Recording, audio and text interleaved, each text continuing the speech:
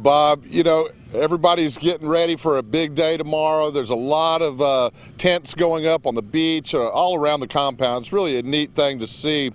Now, I had a chance to tour Fort Morgan this week with the director here, and I learned a lot along the way. One thing I learned is that the very first documented fortification here on the Fort Morgan Peninsula was put in by the Spanish in 1780. I also learned that it almost became a private resort destination in the late 1950s, complete with an airstrip and all. Now, it was the time between these two events when Fort Morgan really ceded its place in history. When you have a fort that's withstood cannon fire and hurricanes over 150 years, it's going to need a bit of upkeep. The materials and the techniques that we're having to use here are different from standard upgrades and repairs because of the inclement weather and the harsh conditions that the fort faces every day, being directly on the Gulf Coast. The fort is getting a series of upgrades. The most extensive involves repair work to the stairs and guardrails along the fort itself. The types of railings, types of stairs, types of repointing we're doing on the brick is built to last. And last about 50 years, according to Dr. Stephen McNair. But building to last isn't cheap.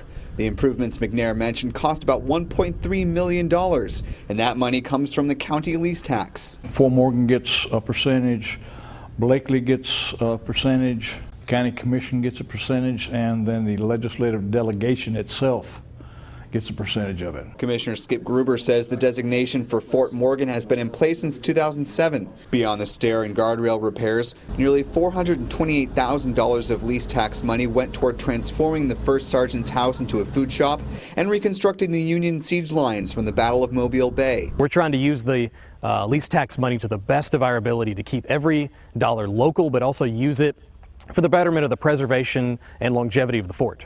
And it's not just local tax money that's going toward maintaining the fort. The Historical Commission also has nearly $200,000 in BP money with which to work. We received an allocation as part of the BP oil spill settlement, and with that money we've taken it and split it into two sectors. One for capital improvements, which of course are for the 150th anniversary but will last thereafter, and then the other half for the reenactment itself. Some of those capital projects include a new ticket booth and a 50-foot flagpole, repairing the hot shot furnace, and replacing pieces needed to work some of the cannons. As for the pier, which has been barricaded since yesterday, there is some good news there as well. We are going to reopen it next week, and it will remain open thereafter until Labor Day. After that, it will be closed while we try and secure funding to make the necessary repair. He says they hope to get a combination of state, local, and county funding that would allow the pier to reopen for good once again.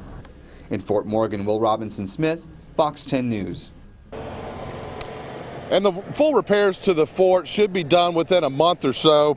Now, coming up in our next half hour, I'll tell you about a little bit about the history of the fort. That's coming up on your only local news at 5:30. Now, the festivities are set to get underway here tomorrow at Fort Morgan at 9 a.m. From noon until 2, you'll see an infantry battle. That's always cool to watch. And tomorrow night at about 8 o'clock, it's the Grand Bombardment. Now, that should be quite something to see. Another neat event. And everything wraps up on Sunday, so it's going to be a great weekend here out at Fort Morgan. Another infantry battle starts at 10. The surrender ceremony will then get underway, and it'll be so jam-packed here for the weekend. Expecting just a great weekend if the weather holds off for us here at Fort Morgan. That's what it looks like right now here at the fort, Bob. People are getting ready. We've got a lot of folks coming in, setting their tents up, as I mentioned before. And I will have some history, as I promised you, on this fort coming up in your only local news at 5:30. For now, let's take it back to Fort Gaines and Bob Grip. All right, thank you very much, Hal. A lot of people